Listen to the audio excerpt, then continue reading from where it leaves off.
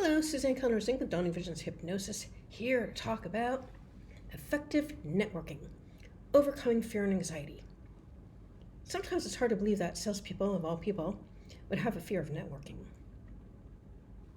But some of them do. And if you're among those folks, well, you're not alone. But there are many ways to make this a lot easier for you. So the first thing is to realize that there's a lot of really valuable opportunities through networking. You need to network with the right people. People who have a need for what you have to offer, or people who can help you by referring people to you, who have products and services that are aligned with your same people that you are prospecting to. And to really understand that most people aren't really judging you, We tend to judge ourselves a lot harder than the rest of the world does in many, many cases. So get the focus off of you and get your focus back onto why you're there doing the networking. And the reason is so that you can help people with your products and services to have better lives, right? And if you keep that focus on what's in it for them, and you keep yourself aware of those people who could have a use for your products or services, or know people who could, then you're going to be able to do extremely well. And again, it takes some practice. I think, people who tend to be a little bit more shy or more reticent, it takes practice to be able to be out in front of people. I would suggest actually that you take Toastmasters classes. Toastmasters is where you actually learn how to do presentations, and I can tell you when I first started in Toastmasters back in 2002, when I first began Dawning Visions, although I did okay with my first so-called speech, I think it was like a minute or 2 minutes long, just introducing myself, it was a little bit more difficult as I was learning how to put the different components of speech making into, shall we say, a reasonable speech. And getting rid of the empty phrases, the ums and the ahs, not using phrases repeatedly. In my case, it was a and one of the speech evaluators at Toastmasters lovingly and assertively told me to drop the you-knows. I was able to do that immediately. We were also videotaped, and when you see what you look like on video, you understand all those unconscious movements that you make that you're not aware of. These are things that we can actually use to help ourselves become better at our skill sets. I would suggest just getting in front of people and just introducing yourself. I don't live in America. I travel the world. I actually live in Albania. I just got back from Morocco. Whenever I'm in a new community, I don't even speak the language of these folks, all right? I don't speak Albanian. I don't speak Arabic, or they also speak French over there. In Mexico, I knew about 5 words, and that was it. Luckily, they like speaking English. But it never stopped me from saying hello. And I actually picked up this habit when I was in Mexico because everyone will say hello in the various ways that Mexicans have to say hello in Spanish. And it's really beautiful because people are always smiling back, say hello, as you're walking down the street. And before long, you're making friends, and you realize that people can be very friendly. Not everybody, but most folks, and even people who seem to be in like a down mood, I'll joke with them, especially if it's a beautiful day. I'll be like, the sun is shining, let's be happy, especially if it's during wintertime, right?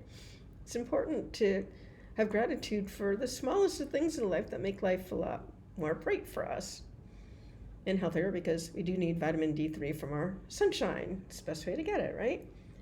So go out there and practice being friendly with people, and you're going to find that people are friendly with you. In fact, one of the things that I learned when I was working in a call center of all places is that people smiled back at me. In fact, the person who ran the call center, he didn't smile to everybody, but he smiled to me because I had a natural smile every time I said hello, So if you smile at people, the natural response in 95% of cases is for them to smile back, and that makes everyone feel happier.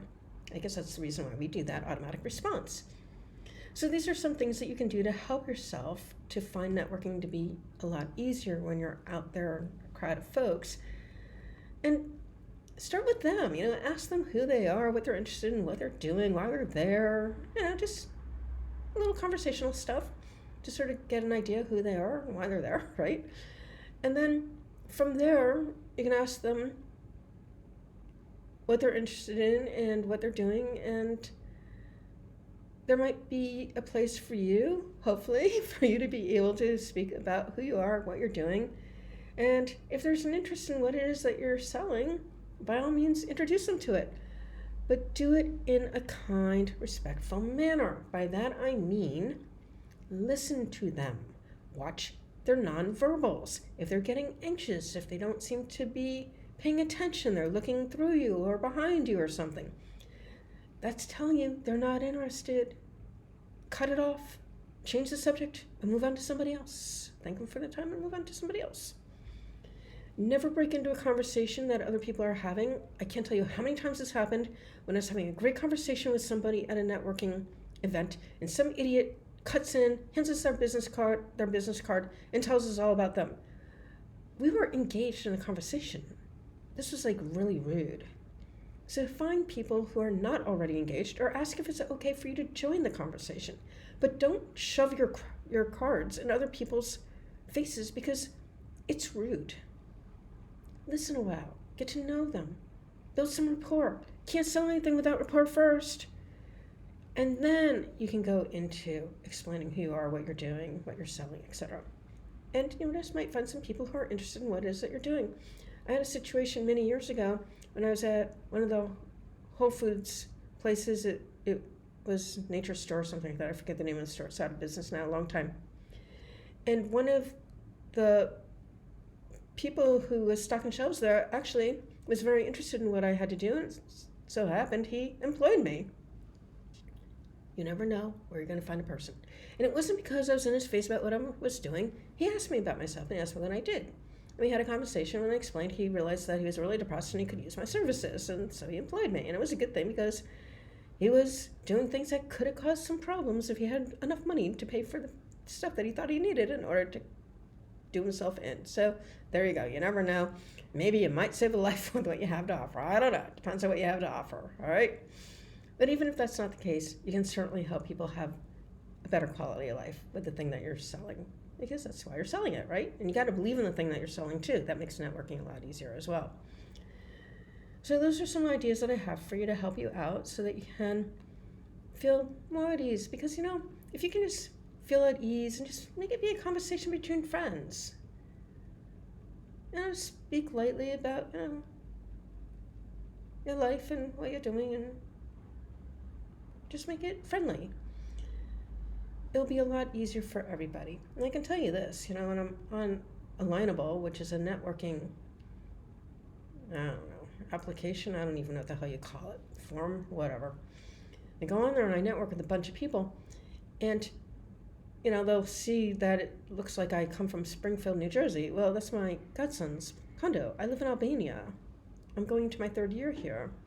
So they hear that, and some people will be really interested in that, and it's really interesting, and they want to get away from the United States, or they want to retire in a less expensive area. They're thinking about places, or they just find the fact that I travel around and I've been to all these different cultures really fascinating. And we never even get to talking about what they do or what I do. It's just building rapport. And that's fine too. So there's different ways of going about doing this so that you can break into the networking and feel more comfortable just being who you are, being proud of what you sell, but not selling, rather allowing people to buy, because people love to buy. We know this from all the crap that people in the United States especially have in their garages, in their basements, in their storage places, everywhere they can put stuff. So people love to buy. Give them the opportunity to buy, and never sell them. Hope you found this helpful. In the description, I will have some other offerings that you can check out if you found this to be helpful and you'd like to learn more. And there will be a connection to this series for sales trainers and sales reps as well. As always, I thank you for spending your time with me. Till next time. Bye-bye.